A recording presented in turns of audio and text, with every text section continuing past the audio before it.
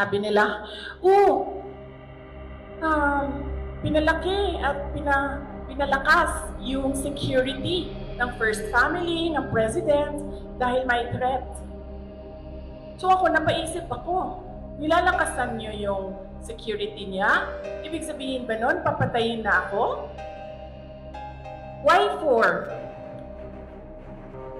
Will you double the security? Diba?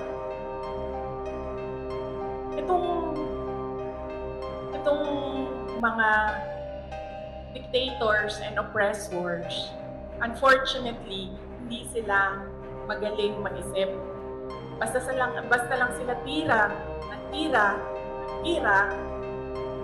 pero hindi nila iniisip na lahat ng sinasabi nila doesn't make sense, especially kapag nagsisinungaling ka, mahuhuli at mahuhuli ka sa pagsisinungaling.